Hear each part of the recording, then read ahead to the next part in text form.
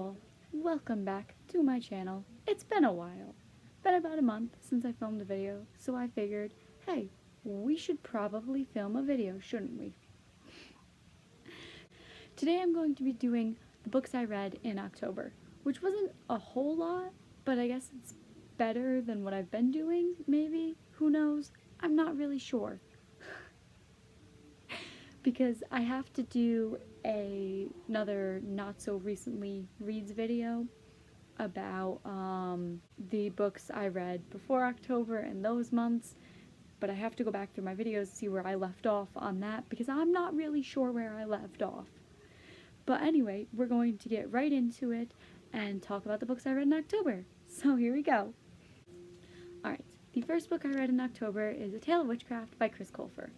And if you've been on my channel for a little while, you know Chris Colfer is basically my favorite author. So this is his newest book. It just came out at the beginning of October, October 1st, I believe it came out.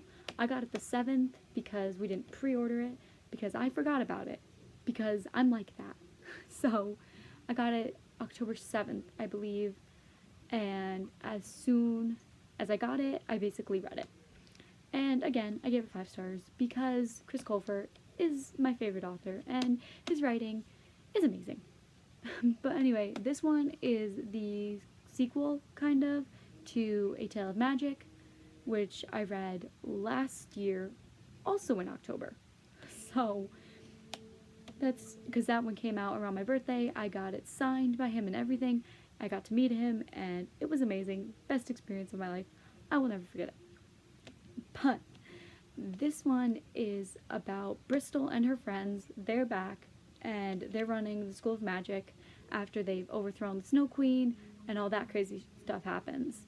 So then they are getting requests to come fix this, fix that, help us with this, help us with that from all kinds of people, kings, queens, you know, all this kind of stuff. They're popular now. Magic is back. And they're basically trying to help everybody, but it gets overwhelming for Bristol. But then a new woman, I guess, steps into Bristol's territory, and her name is Mistress Mara. And she's starting a school for witchcraft. So she's encouraging the students from the School of Magic to go to the School of Witchcraft to unlock their fullest potential and stuff like that. And 2 members join Pip, which was Bristol's friend in the first book. Bristol tries to stop her, but she fails because Pip decides to go anyway. And then Lucy, after being taken out of the Fairy Council, she goes and joins Mistress Mara in the School of Witchcraft to see if that works better for her and if she's happier there. And then Bristol gets attacked by the Righteous Brotherhood, which is a brotherhood who hates magic and thinks magic is too powerful and it should be outlawed. So now they're coming back and they're trying to take away the magic community, and they're trying to overthrow Bristol by setting her up for a whole bunch of stuff that she didn't do. And this is an adventure for Bristol too, because there are a bunch of bad thoughts running through her head that she's not good enough, she can't do this anymore, and that she's not good enough to be the fairy godmother. I was gonna say fairy queen. I don't know why I was gonna say fairy queen. Fairy godmother. So that's basically what this is in a nutshell. I'm bad at explaining things. We know this. We've known this. But you should definitely check out his entire series. You should definitely read the first book first, because if you don't, it will make a whole ton of sense. And everything, there's spoilers in this book that happen in that book. So I recommend reading them in order, because, you know, series, come on. But if you definitely have a chance, pick this up because it's a really great book. Alright, the next 4 books here I have are Goosebumps books, And if you were ever in middle school and read the Goosebumps series, you know basically the whole plot with R.L. Stine and how he makes a whole bunch of random monsters come to life. And yeah, so first we have Goosebumps, Night of the Living Dummy, and then these three are all from the Most Wanted series. We have Planet of the Lawn Gnomes, Son of Slappy, and How I Met My Monster. So, Night of the Living Dummy is about Slappy, the dummy, who comes alive when spoken magic words, and he wrecks a whole bunch of chaos, and he makes life miserable and says a bunch of mean things, and he makes it seem like the person controlling him is doing it and not actually him, and it makes them seem crazy.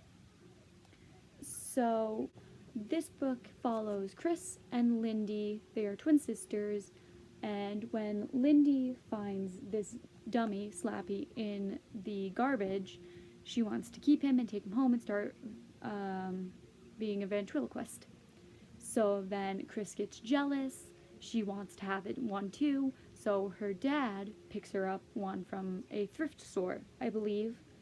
And so they make a whole bunch of messes, and they think the dummies are alive, and it's a whole mess. So that's basically what happens in this one. And the second one, The Planet of the Lawn Gnomes, it follows a boy named Jay who he tries to be a good kid, but trouble kind of follows him everywhere. And so what happens is he starts seeing these lawn gnomes move in the middle of the night, and he starts to think he's going crazy, and he tries to convince people, hey, they're alive, but they won't listen to him. And then it takes a wild turn at the end to see, hey, that's not what happened at all. This is what happens. But I'm not going to say it because that would spoil the ending. But yes, that's what this one's about. Now the second one, The Son of Slappy. This one is about Jackson and his sister who go to their grandfather's for a week. And what happens is their grandfather shows them dummies that he has in his attic, I believe.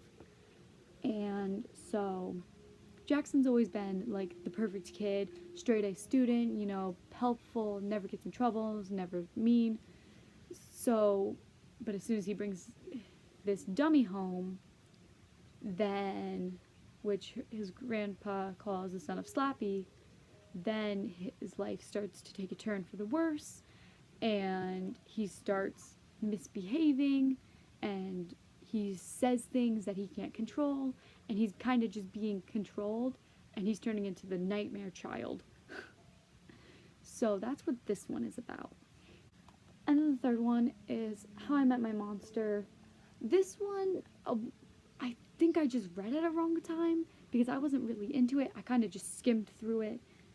And there's nothing wrong with it, don't get me wrong. There's nothing wrong with the book itself. I think I just wasn't in the right place and I didn't really want to read it. So I forced myself to read it, so that's why I didn't enjoy it as much as I enjoyed the other ones.